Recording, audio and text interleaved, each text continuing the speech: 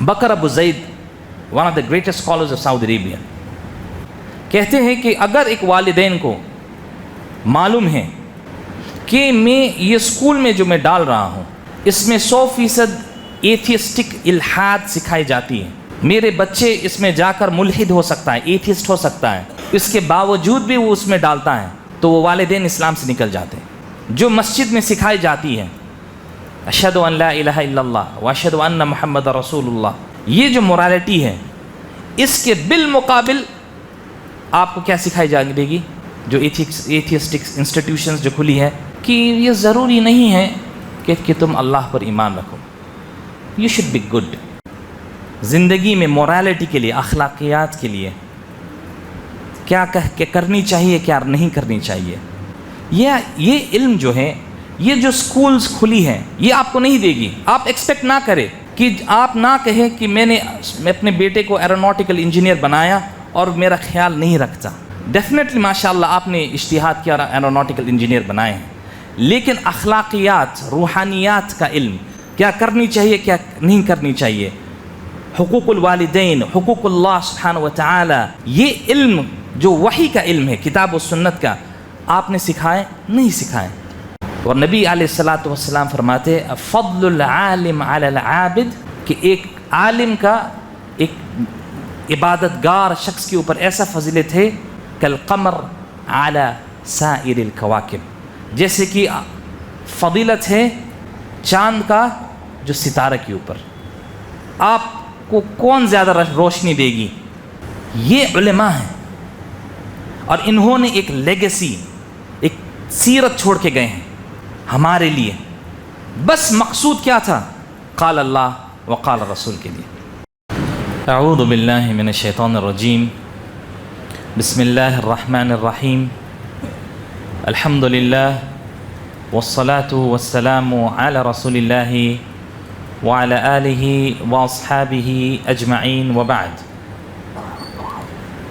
جیسے کہ آپ تمام حضرات جانتے ہیں کہ آج کا عنوان یا موضوع علم حاصل کرنے کی اہمیت موجودہ دور میں اور علماء کے پاس سفر کرنے کی اہمیت۔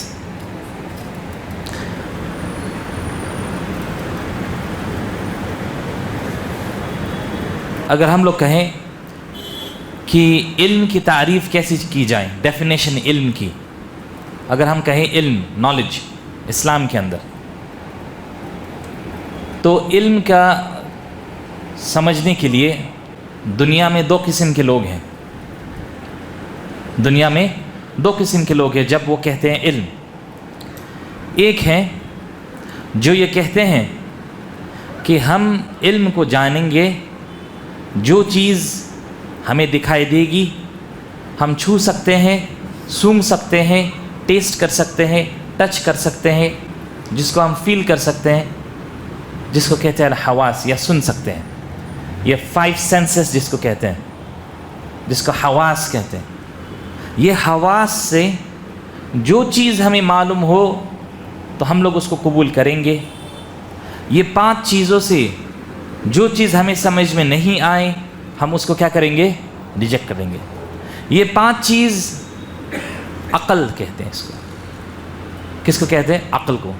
یعنی یہ 5 چیز آپ کو ایک انڈرسٹینڈنگ دیتی ہے، ایک فہم دیتی ہے یہ چیز صحیح یا غلط ہے۔ تو وہ قوم کہتی ہے، آپ توجہ اس طرف کریں،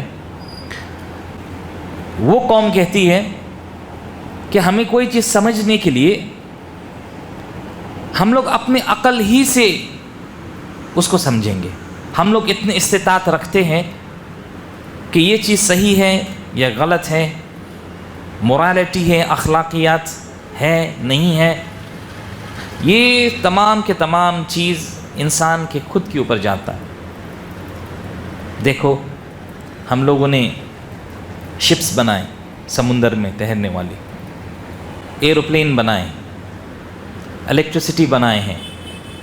تو جو انسان اتنا زیادہ ترقی کر سکتا ہے تو وہ ہر چیز کر سکتا ہے، یعنی تمام کے تمام چیز کو اس نے اعتماد کر دیا اپنے عقل کے اوپر۔ دوسرے لوگ ہیں جو یہ کہتے ہیں کہ عقل کے اوپر اگر ہم لوگ اعتماد کریں گے تو ہر ایک انسان کے اپنے اپنے عقل ہیں. یہاں کے لوگوں کا عقل دوسرے جگہ سے مختلف ہے. ایک ملک کے لوگوں کا عقل دوسرے ملک کے لوگوں کے عقل سے مختلف ہے. جو شمال میں رہتے ہیں وہ جنوب کے مختلف ہیں، جو جنوب میں ہے وہ شمال کے ساتھ. تو کون سے لوگوں کے اوپر عقل کریں؟ تو حل یہی نکلتی ہے، کوئی بھی چیز صحیح یا غلط جاننے کے لیے ہمیں انہی کی طرف لوٹنی چاہیے جنہوں نے ہمیں بنایا. وہ ہے خالق اللہ. گویا کہ یہ کہہ رہے ہیں کہ ہم لوگ کوئی چیز صحیح یا غلط سمجھنے کے لیے ہم لوگ اللہ کی طرف رجوع کرتے ہیں. اور اس قوم کو کہتے ہیں مسلمین یا مؤمنین، کہ ہم لوگ صحیح یا غلط پہچاننے کے لیے، حق باطل سمجھنے کے لیے وحی کے منتظر ہیں. جب تک وحی آ کر ہمیں نہیں کہتی یہ صحیح یا غلط ہے، تب تک ہم لوگ اس چیز کو نہیں کہتے. مثال کے طور پر ہمیں کب معلوم ہوئی کہ نماز ہمارے اوپر فرض ہے؟ جب اللہ تعالیٰ نے ہمیں کہا نبی علیہ الصلوۃ والسلام کے ذریعے سے وَأَقِیمُوا الصَّلَاةَ. اس کو موٹی زبان میں اسلامک ٹرمینالوجیز کے اندر علماء کہتے ہیں براءۃ الذمہ. انسان کے اوپر کوئی بھی رسپانسبلٹی تکلیف نہیں تھا. جب تک اللہ نے نہیں کہا تب تک وہ بری تھا. جب اللہ نے کہا کرو، اسی وقت ہم لوگ اس حکم کو بجا لاتے ہیں. زکوٰۃ دو کب واجب ہوئی؟ جب اللہ تعالیٰ نے ہمیں کہا. یعنی کہ ہر ایک دنیا کے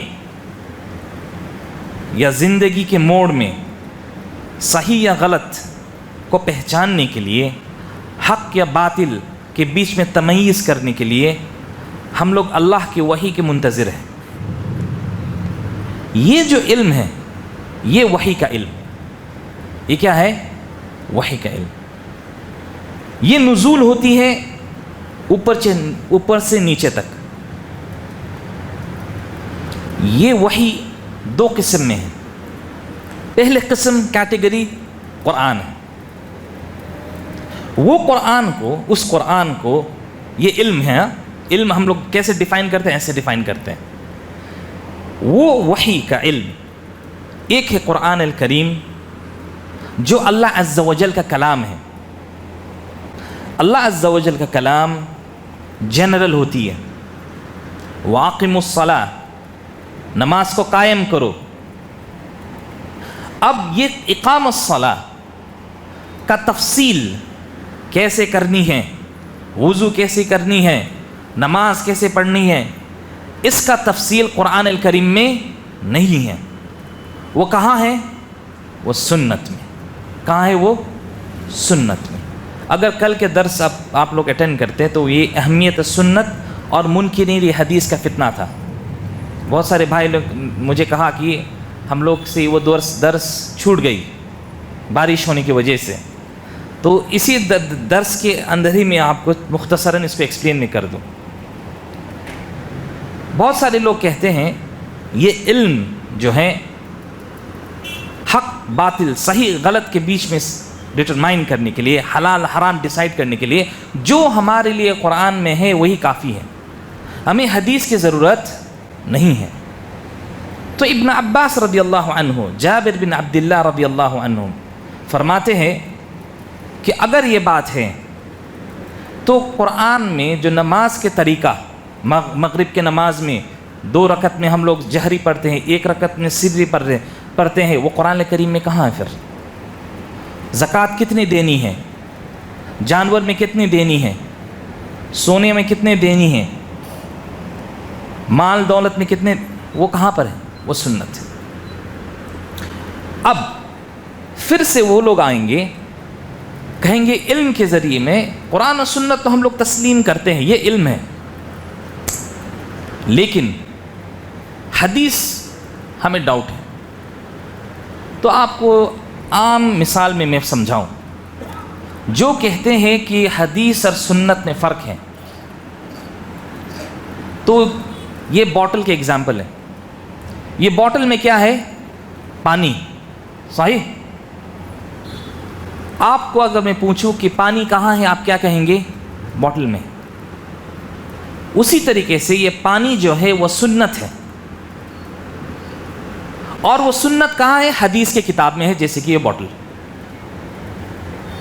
تو آپ کو اگر علم جاننی ہے کہ میں زندگی کے یہ موڑ میں کیا کروں، وہ آپ استخراج کریں گے ایک اللہ کا کلام، اور دوسری چیز کیا ہے؟ سنت سے۔ یہی علم۔ دوسرے جو دنیاوی علم ہے یہ سکلز ہیں، یہ اللہ نے نزول نہیں کیے، یہ لوگوں نے اپنی خبرت جو اللہ تعالیٰ نے سننے کی طاقت، دیکھنے کی طاقت اور جو دل دی ہے، اس سے وہ ابری ہے وہ علم، جو انجینئرنگ ہے، میتھمیٹکس ہے، فزکس ہے، الی آخر ذالک۔ ابھی کے دور میں جو لبرل زمانے میں رہ رہے ہیں ہم لوگ، جو آزاد خیالی والے، یہ علم دین کو استخفاف کرتے ہیں۔ وہ کہتے ہیں کہ اس کی زیادہ دین میں پڑھنے کی ضرورت نہیں ہے، دنیا میں زیادہ ترقی کرو۔ بے شک، لیکن آپ جانیے کہ یہ علم کیا ہے؟ جو آپ دنیا کے علم پڑھتے ہیں، انجینئرنگ ہو، میتھمیٹکس ہو، میڈیکل سائنس ہو، کچھ بھی، آپ جس سے کام کرتے ہیں، میکینکس، وہ آپ کو آ کر کھانا دے گی آپ کے ٹیبل میں، آپ کو گھر اچھے بنا کر دے گی، یعنی جسم کی ترقی جو ہمیں ضرورت ہے۔ لیکن جو چھوٹ جا رہی ہے وہ وحی ہے، وہ روح ہے۔ وہ روح کو آپ کیا کریں گے پھر؟ وہ روح کو ہدایت دینے کے لیے تم زندگی میں یہ صحیح ہے غلط، تم یہ کرو یہ نہ کرو، کیا وہ میتھمیٹکس ہمیں دے گی؟ کیا کیمسٹری دے گی ہمیں؟ کیا بایولوجی دے گی؟ کیا وہ نمبرز دے گی؟ نہیں۔ وہ کیا ہو؟ قال اللہ وقال رسول، اللہ نے اس وقت یہ کہا، رسول صلی اللہ علیہ وسلم نے کہا۔ یہ ہے علم۔ اس علم کو سمجھنے کے لیے علماء نے اس کو ڈیفائن کیا۔ تو کوئی پوچھے کہ اسلامک نالج کیا ہے، تو سب سے پہلے قرآن الکریم، دوسری سنت نبی صلی اللہ علیہ وسلم، یہ سنت حدیث میں ہے۔ یہ دونوں کو سمجھنے کے لیے بہت سارے آلات اور ٹولز کی ضرورت ہے، جو ہمیں گھر میں بیٹھے ہوئے نہیں ملتی ہے۔ آپ دیکھیں گے محدثین کے نزدیک جو شروط قبول الحدیث ہے، شروط حدیث کو قبول کرنے کے لیے، ان میں سے یہ ہے کہ جب تک آپ رحلہ نہیں کریں گے، سفر نہیں کریں گے اپنے جگہ سے دوسرے جگہ تک، تب تک وہ محدثین ان سے نہیں لیتے تھے۔ یعنی وہ اکتفا نہیں کرتے تھے بس اپنے جگہ میں علم حاصل کرے، لا، الا اس میں ایک ایکسیپشن آتے ہوئے ایک شخص، کون؟ امام مالک ابن انس رحمہ اللہ تعالی۔ کیوں؟ کیونکہ امام مالک مدینہ میں تھے، اور ان کے وقت میں بہت سارے صحابہ کے اسٹوڈنٹس تھے جن سے وہ علم حاصل کیے ہیں۔ یہ علم حاصل کرنے کے لیے ایک عربی زبان کا جاننا ضروری ہے۔ عربی زبان کے اندر اتنی ڈیٹیلڈ زبان ہے یہ لینگویج کہ صرف محمدن، محمدن، محمدن کے اوپر پوری سائنس ہے جس کو کہتے ہیں نحو۔ آخری لفظ میں پیش ہونی چاہیے، یہ زبر ہونی چاہیے، یہ زیر ہونی چاہیے، اس میں ایک الگ سے ایک سائنس ہے۔ پھر وہ زبان میں وہ ورڈ جو لفظ کا سٹرکچر کیسے ہونی چاہیے، اس کو کہتے ہیں صرف، یہ الگ سائنس ہے۔ اسی طریقے سے بلاغہ، اللہ عز و جل کوئی چیز کو کس سٹائل میں کہتے ہیں قرآن میں، وہ الگ نالج ہے، یہ عربی زبان۔ پھر قرآن الکریم کو سمجھنے کے لیے اس کے اندر اصول تفسیر کی ضرورت ہے۔ تو علم حاصل کرنے کے لیے آج کے زمانے میں آپ اپنے جگہ میں بیٹھ کر یہ کافی نہیں رہتی ہے، آپ کو اس کے لیے سفر کرنا ہوتا ہے علماء کے پاس، جس طریقے سے آپ دوسرے علوم حاصل کرتے ہیں۔ آج کے وقت میں ہم لوگ دیکھتے ہیں بہت سارے لوگ آتے ہیں کہتے ہیں کہ ہم لوگ کے پاس ایسے لوگ آتے ہیں فتنے والے. اس کا جواب کیا ہے؟ بہت سارے لوگ ایسے فتنوں میں ملوث ہو گئے. خوارج کا فتنہ، اخوان المسلمین کے فتنہ، اہل البدع کے فتنہ، صحابہ کے کرام رضی اللہ عنہ کے اوپر تان کر رہے، حضرت معاویہ رضی اللہ عنہ کے اوپر لوگ اس میں ملوث ہو رہے ہیں. کیوں؟ یہ بیسک علم نہ ہونے کی وجہ سے. دیکھیں اللہ عز و جل کہتے ہیں والراسخون فی العلم یقولون آمنا بہ. جو اصل علم رکھنے والے ہیں وہ صرف سپرفیشل علم نہیں، اوپر سے ڈیپتھ جس کے پاس ہے، یہ مانگتی ہے شریعت. یہ ڈیپتھ والے علم، جس طرح سے جس حرص کے ساتھ آپ دنیا کے علم پڑھتے ہیں اسی طریقے سے یہ نالج بھی ہے. یہ الگ سائنس ہے. اس میں ایک قصہ بتاؤں آپ کو، لوگوں کے ایٹیٹیوڈ کیسی ہوتی ہے اس علم کو لے کر. امام غزالی رحمہ اللہ نے اپنی کتاب میں قصہ لائے ہیں جو بہت عجیب اور غریب ہے، اور جس کو آپ ابھی کے زمانے کے ساتھ 100% آپ ٹیلی کر سکتے ہیں. امام غزالی کہتے ہیں ہمارے زمانے میں ایک شخص تھا جو نجار تھا، کارپینٹر. ان کا بیٹا وہ اسکول میں ڈالے تھے جو ماڈرن اسکولز ہوتی ہے اس وقت کے. اچانک سے وہ نابینا ہو گئے. وہ بیٹا وہ نابینا ہونے کی وجہ سے وہ اسکول سے نکال کے وہ کہاں ڈال دیتے ہیں؟ حفظ کرنے کے لیے بچوں کو، اس بچہ کو. کچھ ٹائم کے بعد پھر سے روشنی آ جاتی ہے آنکھ کو، تو والد تحفیظ القرآن سے نکال کے پھر کہاں ڈال دیتے ہیں؟ دنیاوی اسکول. اس سے کیا سمجھ میں آتی ہے؟ یہ امت میں ایسے لوگ ہیں جو اس علم کو سیریسلی نہیں لیتے. تو آپ کو زندگی میں مورالٹی کے لیے، اخلاقیات کے لیے کیا کرنی چاہیے، کیا نہیں کرنی چاہیے، یہ علم جو ہے، یہ جو سکولز کھلی ہیں یہ آپ کو نہیں دے گی. آپ ایکسپیکٹ نہ کریں کہ آپ نہ کہیں کہ میں نے اپنے بیٹے کو ایروناٹیکل انجینئر بنایا اور میرا خیال نہیں رکھتا. ڈیفینیٹلی ماشاءاللہ آپ نے اجتہاد کیا اور ایروناٹیکل انجینئر بنائے ہیں، لیکن اخلاقیات، روحانیات کا علم، کیا کرنی چاہیے کیا نہیں کرنی چاہیے، حقوق الوالدین، حقوق اللہ سبحانہ و تعالی، یہ علم جو وحی کا علم ہے، کتاب و سنت کا، آپ نے سکھائے نہیں سکھائے. بکر ابو زید، اگر آپ جانتے ہوں گے ان کو، جو صاحب حلیت طالب العلم جنہوں نے لکھا، جو آداب طلبۃ العلم کے اوپر لکھی ہے. Bakr Abu Zaid one of the greatest scholars of Saudi Arabia. Sheikh Bakr ابو زید نے ایک رسالہ لکھے ہیں، ایک آرٹیکل. کہتے ہیں کہ اگر ایک والدین کو معلوم ہے کہ میں یہ اسکول میں جو میں ڈال رہا ہوں اس میں 100% ایتھیسٹک الحاد سکھائی جاتی ہے اور میرے بچے اس میں جا کر ملحد ہو سکتا ہے، ایتھیسٹ ہو سکتا ہے، اس کے باوجود بھی وہ اس میں ڈالتا ہے، تو وہ والدین اسلام سے نکل جاتے ہیں. یعنی آپ کو معلوم ہے کہ یہ میرا یہ اسکول ہے، اور وہ اسکول کے اندر جو مسجد میں سکھائی جاتی ہے اشہد ان لا الہ الا اللہ واشہد ان محمد رسول اللہ، یہ جو مورالٹی ہے، اس کے بالمقابل آپ کو کیا سکھائی جائے گی؟ جو ایتھیسٹک انسٹیٹیوشنز جو کھلی ہے کہ یہ ضروری نہیں ہے کہ تم اللہ پر ایمان رکھو، یو شوڈ بی گڈ. دیکھیے علم حاصل کرنے کیوں امپورٹنٹ ہے، یہ فتنہ کی وجہ سے میں کہہ رہا ہوں.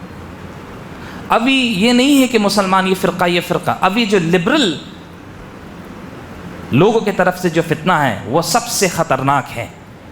اس کو جاننے کی ضرورت ہے کتنی خطرناک ہے یہ. وہ کہیں گے آپ کو، جو اسکول میں آپ جائیں گے بھیجیں گے بچوں کو، کہ کوئی بھی ٹیچر یہ نہیں کہتا کہ اللہ سے ڈرو، اللہ تمہیں دیکھ رہا ہے، والدین کے ساتھ فرما بردار رہو، نہیں کہیں گے. وہ کہیں گے مارکس اچھا لاؤ، پاس ہو. والدین بھی کیا کہتے ہیں؟ تم 98% لاؤ، تم جو بھی کرو، مجھے مارکس اچھے چاہیے، صحیح غلط کہتے ہیں. تو یہی ماں باپ، یہی والدین بعد میں جا کر مار کھاتے. جو ایتھیسٹک انسٹیٹیوشن میں کیا فتنہ ہے، پہلی بات وہ آپ کے بچوں کو سکھائے گا کہ اگر اللہ تعالیٰ ہے and is all loving and caring, اور اتنے محبت اور رحمت کرنے والے ہیں، تو دنیا میں اتنے سارے برائی کیوں ہیں؟ اس کا جواب کیا دیں گے؟ پھر وہ کہیں گے کہ انسان کا پردہ جو ہے نا، مورالٹی وہ دل میں ہے. تو خاتون کپڑا پہنے یا نہ پہنے، آپ کون ہوتے ہو جج کرنے والے؟ ہو آر یو ٹو جج؟ یہ فتنہ ہے.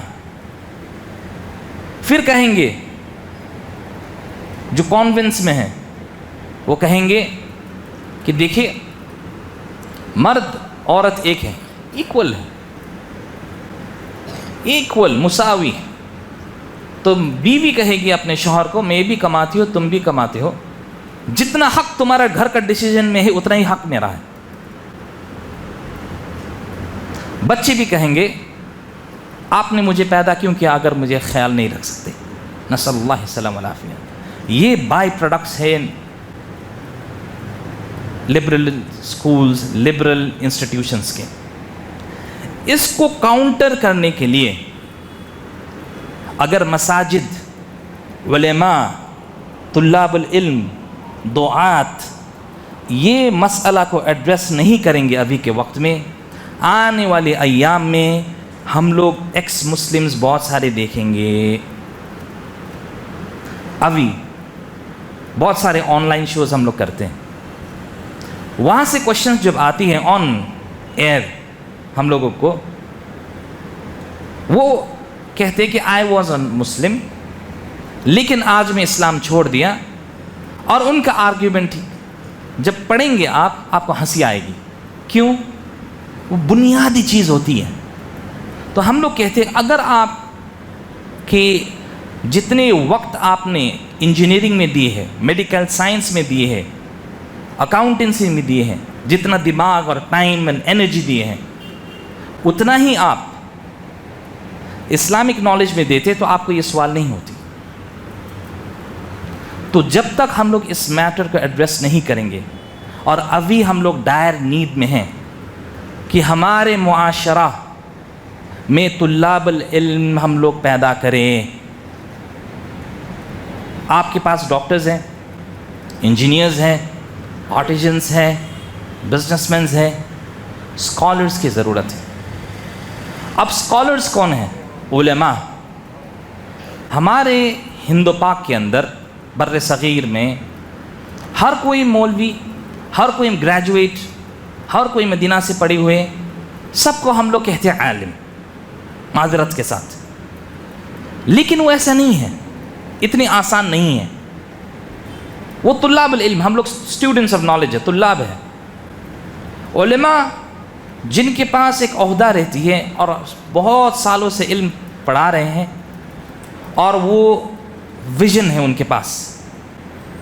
جیسے کہ ابھی کے وقت میں صالح الفوزان ہے، اللوحیدان، عبد المحسن عباد، یہ ایک لیول کے اسکالرز ہیں. یا پہلے کے وقت میں ابن تیمیہ، ابن القیم.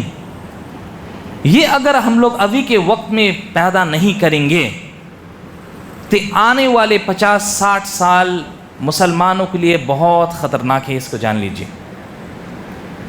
جس فورس سے لبرلزم پش کی جا رہی ہے، ہم لوگ آن فیس اس کو فیس کر رہے ہیں. ابھی والدین کے کیئرلیسنس کی وجہ سے وہ اس چیز کی اہمیت نہیں سمجھتے. اللہ عز و جل فرماتے ہیں قرآن میں، فَلَوْلَا نَفَرَ مِن كُلِّ فِرْقَةٍ مِّنْهُمْ طَائِفَةٌ، کہ امت میں سے ایسے گروہ ہو، طائفہ، وہ کیا کرے؟ لِيَتَفَقَّهُ فِي الدِّينِ. لِيَتَفَقَّهُ فِي الدِّينِ کا معنی کیا ہے؟ علم حاصل صرف نہیں ہے، علم کے ڈیپتھ میں جانا. تفقہ کہتے ہیں ڈیپتھ نالج کو. لِيَتَفَقَّهُ فِي الدِّينِ. دوسری کام وَلِيُنذِرُ قَوْمَهُمْ إِذَا رَجَعُوا إِلَيْهِمْ لَعَلَّهُمْ يَحْذَرُونَ، اور اپنے قوم کو پاس واپس جا کر ڈرائے جہنم کی آگ سے اور برائی سے. یہ ہر کوئی فرد اسکالر، عالم، طالب علم نہیں بن سکتا، لیکن یہ فرض ہے کہ ایک مجتمع، ایک سوسائٹی میں اسٹوڈنٹس آف نالج، علماء پیدا ہو۔ اس کا سب سے زیادہ ضرورت ابھی 21 سینچری میں ہے ہم لوگوں کو۔ اگر ہم لوگ اس وقت میں نہیں کریں گے مشکل ہے۔ کل میں ذکر کیا تھا ایک قصہ جو ابو ایوب الانصاری رضی اللہ عنہ کا تھا۔ ابو ایوب الانصاری صحابہ، وہ سفر کرتے ہیں مدینہ سے مصر کی طرف، ایجپٹ، اپنے دوست صحابہ عقبہ ابن عامر سے ملنے کے لیے۔ ابو ایوب الانصاری ملنے کس کے لیے جاتے ہیں؟ عقبہ ابن عامر کو۔ کہاں سے؟ مدینہ سے مصر، ایجپٹ، اپنے اونٹ کے اوپر جا کر فرماتے ہیں میں یہاں تمہیں ملنے کے لیے نہیں آیا ہوں، میں بس آیا ہوں ایک حدیث کو کراس چیک کرنے کے لیے۔ بس جو حدیث ہے کہ جس نے اپنے بھائی کا گناہ کو اس دنیا میں چھپایا، سترہ اللہ یوم القیامہ، اللہ عز و جل اس کا گناہ کو قیامت کے دن چھپائے گا۔ تو عقبہ ابن عامر کہتے کہ ہاں یہ بات صحیح ہے کہ یہ حدیث ہم نے اور تم نے سنا۔ جب وہ کراس ریفرنس کرتے ہیں، اس کو کراس چیک کرتے ہیں، تو ابو ایوب الانصاری رضی اللہ عنہ اسی وقت اپنے اونٹ کے اوپر بیٹھتے ہیں، اپنے سامان کو بھی نیچے نہیں رکھتے، اسی وقت پھر مدینہ چلے جاتے ہیں۔ یہ ان لوگوں کے بارے میں بات کر رہے ہیں جو ہم لوگ تخیل بھی نہیں کر سکتے، بیونڈ کمپریہنشن والے لوگ ہیں۔ اس کو کمپیریزن میں ہم لوگ دیکھیے، یہ ہماری قدوہ ہیں، لیڈر۔ اپنے زندگی کو ڈسٹریکٹ نہیں ہونے دیے۔ زندگی کا مقصد تھا قال اللہ و قال رسول کو جمع کرنا۔ امام مالک، اور یہ صفت بچوں ان کے اندر بچپن سے تھی، ایسے لوگوں کو، اف ناٹ آل، زیادہ تر۔ امام مالک کے بارے میں ابن انس رحمہ اللہ تعالی بچپن میں اپنے شیخ سے پڑھ رہے تھے علم۔ مدینہ میں ہاتھی آیا، سارے بچے گئے وہ ہاتھی کو دیکھنے، الا امام مالک جالسا امامہ، امام کے وہ شیخ کے آگے بیٹھے تھے۔ تو وہ شیخ کہتے ہیں اللہ تذهب، نہیں جاؤ گے تم؟ تو امام مالک ابن انس کہتے ہیں میں آپ کے پاس یہاں مدینہ میں ہاتھی دیکھنے نہیں آیا ہوں، میں آپ سے حدیث سننے آیا ہوں۔ چھوٹا بچہ رحمہ اللہ تعالی۔ اور نبی علیہ الصلوۃ والسلام فرماتے فضل العالم علی العابد، کہ ایک عالم کا ایک عبادت گار شخص کے اوپر ایسا فضیلت ہے کالقمر علی سائر الکواکب، جیسے کہ فضیلت ہے چاند کا جو ستارہ کے اوپر۔ آپ کو کون زیادہ روشنی دے گی؟ چاند، نہ کہ ستارے، نہ کہ ستارے۔ یہ علماء ہیں، اور انہوں نے ایک لیگیسی، ایک سیرت چھوڑ کے گئے ہیں ہمارے لیے۔ بس مقصود کیا تھا؟ قال اللہ و قال رسول کے لیے، اور حفاظت کرنے کے لیے۔ لوگوں نے جب امت میں ایسے لوگ آئے جنہوں نے حدیثیں گڑھنے لگے، تو انہوں نے کیا کیا؟ اس اسناد کو جمع کیے۔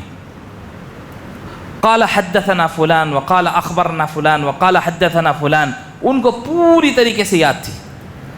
مثال، ابو زرع الرازی یا ابو حاتم الرازی، دونوں میں سے ایک، مجھے ابھی یاد نہیں آ رہی ہے، دونوں میں سے ایک، ابو حاتم الرازی یا ابو زرع الرازی، اپنی موت کے قریب بستر میں حالت میں تھے۔ یاد رکھیں، موت کے قبل ان کے ارد گرد ان کے بیٹے، ان کے فیملی، ان کے دوست بیٹھ کر بات کر رہے ہیں اور کہہ رہے قال النبی صلی اللہ علیہ وسلم کذا، نبی صلی اللہ علیہ وسلم فرماتے ایک حدیث، امام ابو زرع الرازی اسی حالت میں اٹھتے ہیں اور فرماتے لیس ہاکذا، اس طرح سے یہ حدیث نہیں ہے، قال حدثنا فلان وقال حدثنا فلان وقال حدثنا فلان عن النبی صلی اللہ علیہ وسلم یقول عند الموت. سبحان اللہ. امام ابن تیمیہ رحمہ اللہ تعالی وہ چھوٹے سے کمرے میں جو ابھی سیریا فتح ہوئی ہے اس میں جامع امویہ ہے جو دمشق کی مسجد دمشق کی، اس کے پاس میں ایک کمرے میں رینٹ میں رہتے تھے. امام ابن تیمیہ کے پاس پیسہ نہیں تھے اس لیے وہ کتاب بورو کرتے تھے، ان کے پاس اپنی کتاب بھی نہیں تھی جیسے ابن القیم. امام ابن القیم کے پاس اتنا کتاب تھا کہ ان کے بیٹے نے 2 جنریشن ان کی کتابیں بیچ کر کھائے ہیں. امام ابن القیم کے پاس اتنی کتابیں تھے ماشاءاللہ، ان کے بچوں نے والد کے کتاب بیچ کے گزارے ہیں اپنی زندگی. لیکن ابن تیمیہ کے پاس he was a poor person, امیر نہیں تھے. تو ابن تیمیہ رحمہ اللہ اس کمرے میں بیٹھتے تھے اور جو انہوں نے کتابیں لکھی ہے گویا کہ ان کے ہر ایک ورڈکٹ یا ہر ایک فتاوی کے اوپر ان کو جیل میں ڈالا گیا. 3 طلاق کے مسئلہ کے اوپر، قبر کے زیارت کے اوپر.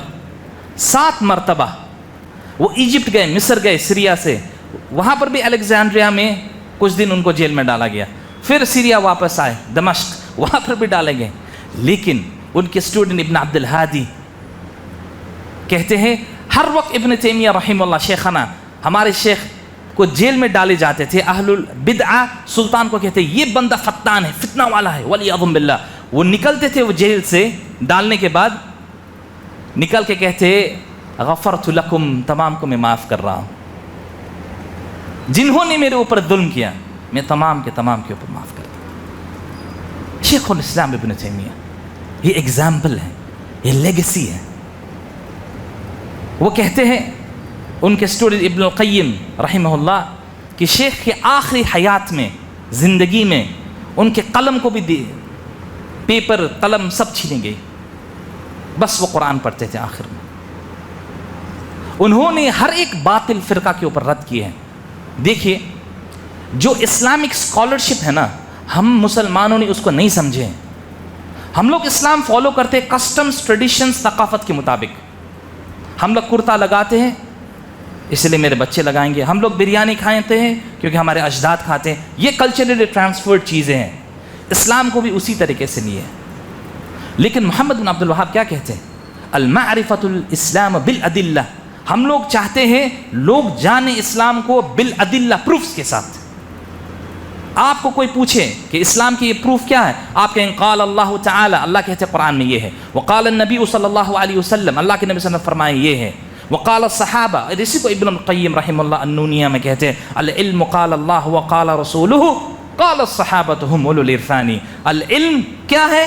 قال اللہ، اللہ نے کہا، وقال رسولہ، اور ان کے رسول نے کہا، وقال الصحابۃ، اور ان کے صحابہ نے کہا، ہم اولو العرفان، وہ سب سے اوپر میں ہے، وہاں سے چشمہ نکلتی ہے وہ علم کا پاک. یہ ہے علم. یہ اسلامک اسکالرشپ آپ دیکھیں گے. میں آپ کو مثال میں ایسے اتنے سارے مثال ہیں کہ ہم لوگ ختم نہیں کر سکتے. امام ابن عبد البر، ہم لوگ انڈرمائن کرتے ایسے اسکالرس کو، معلوم ہی نہیں ہے. امام ابن عبد البر رحمہ اللہ نے موطا امام مالک، سنے کتاب الموطا امام مالک کے، 2 طریقے سے انہوں نے ایکسپلینیشن کیا. ایک الاستذکار، تقریباً 18-19 والیومز میں ہے وہ، if not less.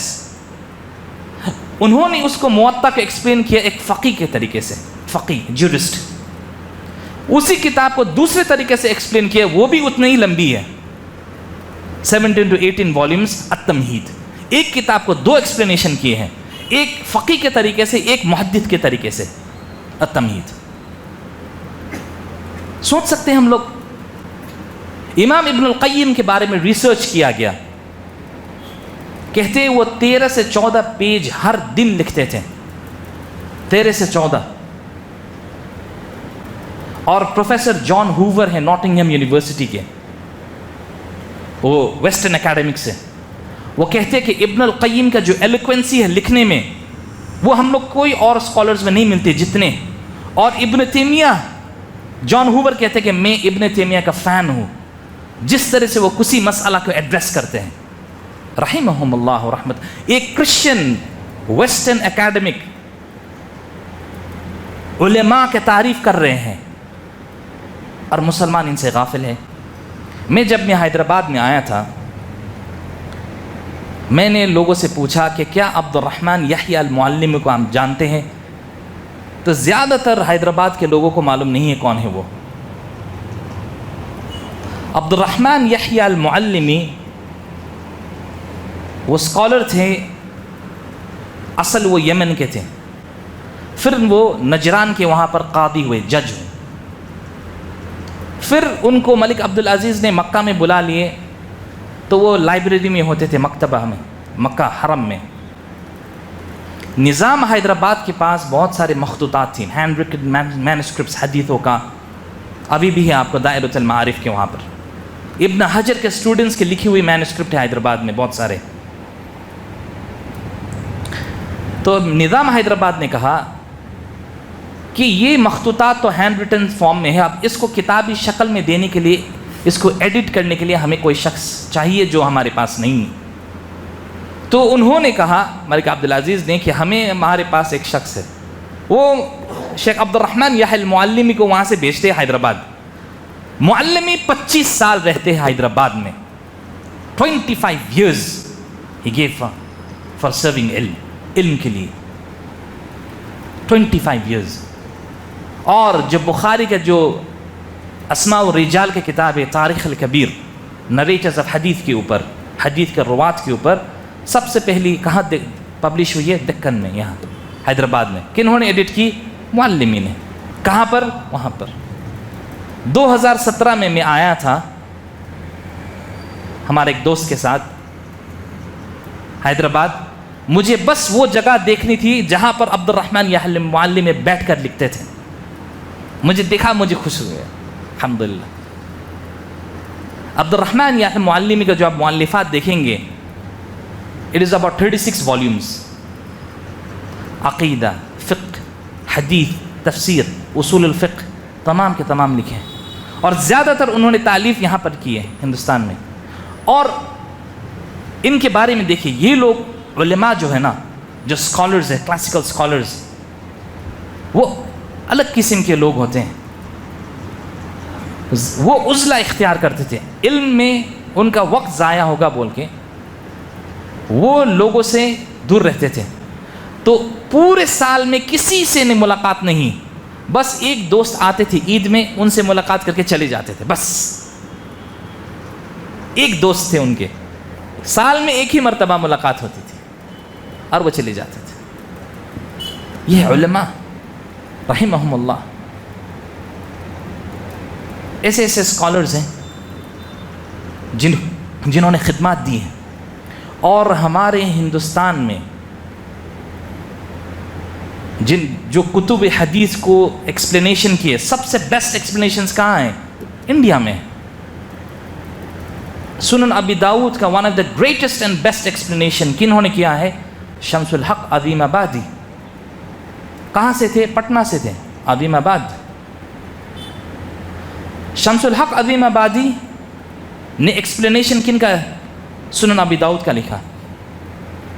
پھر سنن الترمذی کا، جامع الترمذی کا، دنیا میں ون آف دا بیسٹ اور سب سے اچھی ایکسپلینیشنز میں عبد الرحمن المبارک پوری ہے، وہ بھی ہندوستان کے. یہ دونوں کن کے اسٹوڈنٹس ہیں؟ نذیر حسین الدہلوی. نذیر حسین دہلوی کے بارے میں کہتے ہیں شمس الحق عظیم آبادی کہ اگر میں قسم کھاؤں حجر اسود اور رکن یمانی کے بیچ میں، کعبہ میں، لو قسمت بین الحجر اسود و رکن یمانی ما رأیت احد اعلم من نذیر حسین الدہلوی. میں نے نہیں پایا کوئی بندہ نالجبل میاں نذیر حسین دہلوی سے زیادہ. ان کے اسٹوڈنٹ عبد الحق الہاشمی، ان کے بیٹے آپ کے مکہ میں ابھی بھی ملیں گے، عبد الوکیل الہاشمی. عبد الوکیل الہاشمی آپ کے مکہ میں ہیں، ان کے والد عبد الحق الہاشمی. عبد الحق ہاشمی نے علم حاصل کیا میاں نذیر حسین دہلوی سے. عبد الحق ہاشمی کہتے ہیں، اچھا یہ قصہ مجھے بتائے عبد الوکیل الہاشمی نے خود، جب ہم مکہ میں جاتے تھے ان کے گھر میں. شیخ عبد الوکیل الہاشمی کہتے ہیں میرے والد نے کہا میاں نذیر حسین دہلوی کو کوئی بھی چیز کچھ بھی پوچھو، گویا کہ وہ علم ان کے ناخن کے اوپر تھا. ایسے کوئی بھی لینگویج میں ہو، اصول میں ہو، فقہ میں ہو، تفسیر میں ہو، ایسے جانتے ہیں جیسے کہ وہ دیکھ رہے ہیں.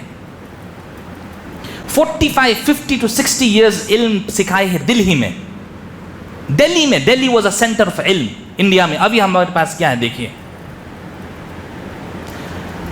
دلی میں شیخ محمد بن عبد الوہاب رحمہ اللہ تعالیٰ کے پوتے یہاں پر میاں نذیر حسین دہلوی کے پاس آتے تھے علم حاصل کرنے کے لیے، جسٹ فار سیکنگ نالج.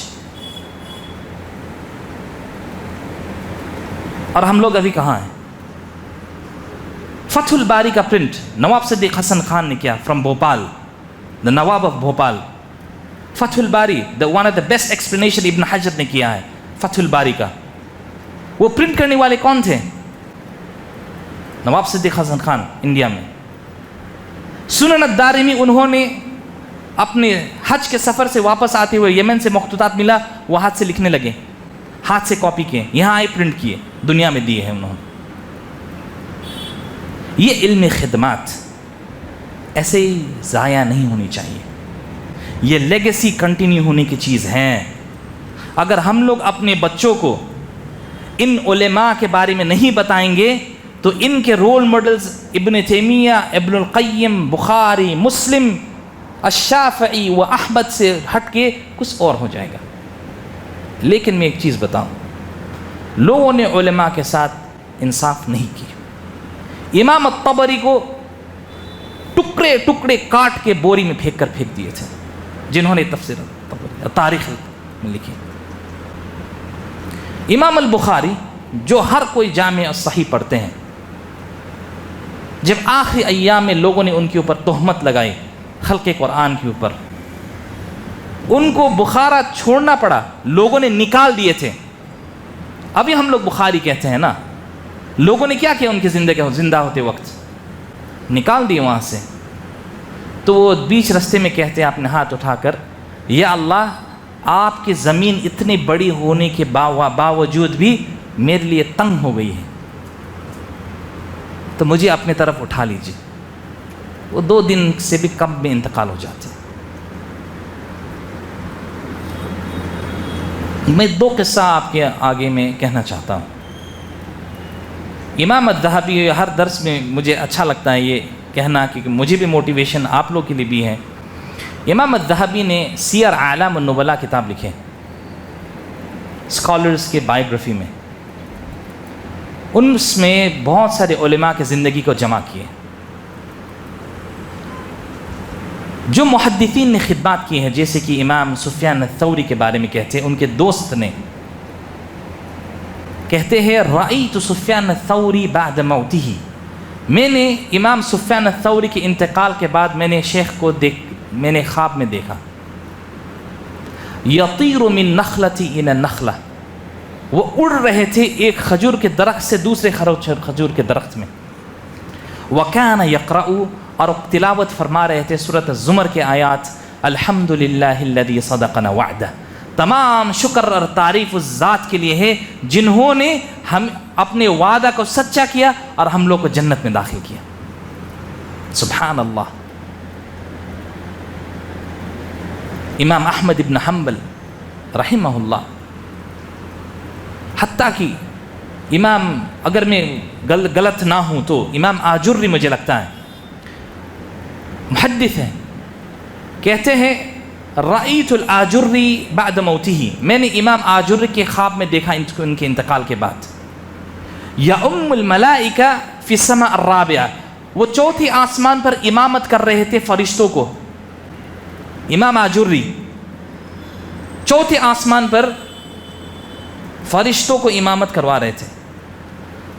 اسی خواب میں پوچھتے ہیں بما نزلت هذه المنزلہ، کیسے تم پہنچے ایسے اتنے بڑے منزل میں، اتنے بڑے مقام کیسے حاصل کر لیے؟ وہ کیا کہتے ہیں؟ برفع الیدین عند رکوعہ وبعد رکوعہ، کہ جو رفع الیدین میں کرتا ہوں رکوع کے پہلے اور رکوع کے بعد، سنت النبی صلی اللہ علیہ وسلم کی اقتداء کرنے کی وجہ سے۔ یہ وہ علماء ہیں۔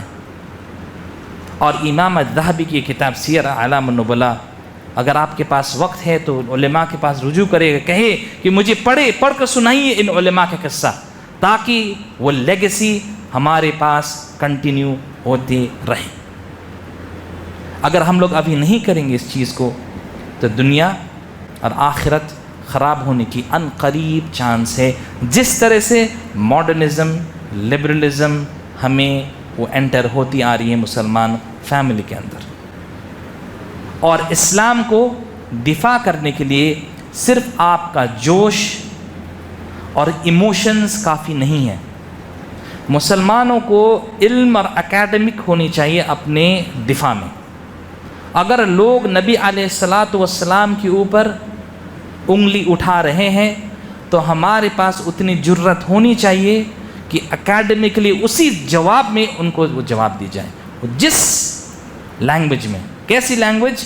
کتاب سے لکھ کر۔ بارک اللہ لی ولکم فی القرآن الحکیم ونفعنا بما فیہ من ذکر الحکیم۔ اقول قولی ھذا واستغفر اللہ لی ولکم فاستغفروہ انہ هو الغفور الرحیم۔ والسلام علیکم